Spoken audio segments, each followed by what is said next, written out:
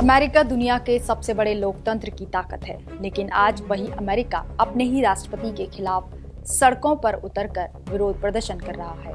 हजारों नहीं, लाखों नहीं, बल्कि अरबों लोग सड़कों पर उतरकर एक ही नारे लगा रहे हैं, नो किंग्स। यानी लोगों का मतलब साफ है, हमें राजा नहीं बल्कि लोकतंत्र चाहिए। नमस्कार, आप देख रहे हैं पंजाब केसरी टीवी, मैं हूं रंजना। दरअसल 28 मार्च को अमेरिका के करीब 50 राज्यों में 3000 से ज्यादा जगहों पर लोगों ने प्रदर्शन किए। इस आंदोलन, जो कि इतिहास के सबसे बड़े विरोध प्रदर्शनों में शामिल है, सीधे तौर पर अमेरिका के राष्ट्रपति डोनाल्ड ट्रंप के खिलाफ है। यहाँ के नागरिकों का सीधा आरोप है कि ट्रंप राष्ट्रपति कम और राजा ज्यादा बनते जा रहे हैं।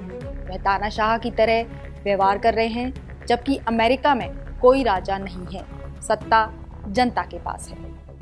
लोगों ने अमेरिका की सड़कों पर उतरकर ट्रंप की विवादास्पद नीतियों के खिलाफ आवाज उठाई है। इसकी सबसे बड़ी वजह है ईरान युद्ध, जिससे अमेरिका की अर्थव्यवस्था पर प्रभाव पड़ रहा है। लोगों को जीवन यापन की चीजों के महंगा होने की आशंका पैदा हो गई है। वहीं ट्रंप इस समय तानाशाही व्यवहार कर रहे हैं।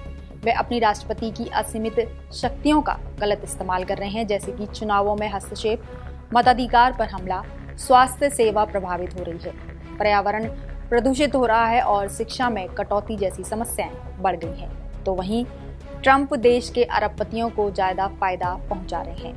वहीं ट्रंप ने अप्रवासन पर भी सख्त कार्यवाही कर दी है, जिसकी वजह से बिना वारंट गिरफ्तारियां बढ़ी हैं, बड़े पैमाने पर छापेमारी की गई है और अप्रवासी परिवार घर छोड़ रहे हैं जैसी समस्याएं सामने आई हैं। तो वहीं अमेरिका के मिनेसोटा जैसे राज्यों में ICE ऑपरेशन के कारण हुई गोलाबारी में एजेंट्स की मौतें हुई हैं, जिससे लोगों के बीच आक्रोश और बढ़ा है।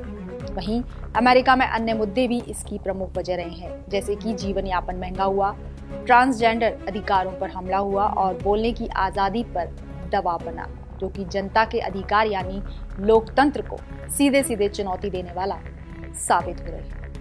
इसी के विरोध में आज अमेरिका की सड़कों पर लोग उतरकर विरोध प्रदर्शन कर रहे हैं। कुल मिलाकर लोगों का यही कहना है कि जनता को जनता के अधिकार के साथ जीने दें, उससे उनके अधिकार ना छीनें, तानाशाही बंद करें, लोकतंत्र को जिंदा रखें।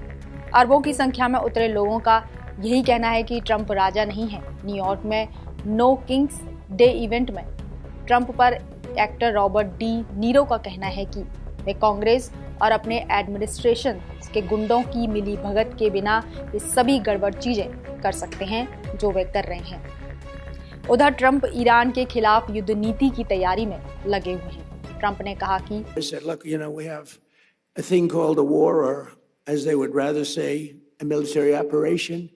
This is for legal reasons. I say military because as a military operation, I don't need any approvals. As a war, you're supposed to get approval from Congress, something like that. So I call it a military operation. बता दें कि no Kings आंदोलन जून और अक्टूबर 2025 से चल रहा है। इस प्रदर्शन में पहले भी लाखों करोड़ों लोग शामिल हुए थे।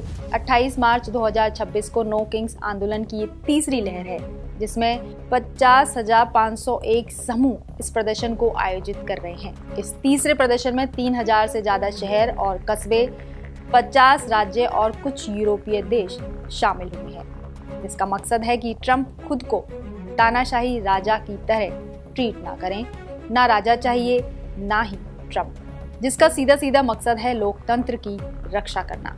हालांकि ये प्रदर्शन शांतिपूर्ण प्रदर्शन बताए जा रहे हैं, जो कि मिड टर्म चुनावों को ध्यान में रखकर किए जा रहे हैं। इसकी एक वजह ट्रंप की घटती लोकप्रियता भी है। बहरहाल अमेरिका में ट्रंप के खिलाफ ये प्रदर्शन घरेलू राजनीति कम ग्लोबल राजनीति ज्यादा बन गया है।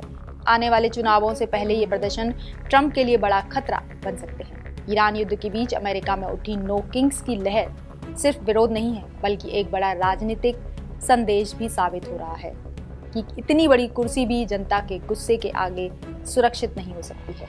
ट्रंप के लिए ये दोहरी चुनौती बन चुकी है। एक तरफ ईरान युद्ध, दूसरी तरफ अमेरिका के अंदर छिड़ी जंग। तो क्या ऐसे में ट्रंप संभाल पाएंगे व्हाइट हाउस या और बढ़ेगा सियासी तूफान?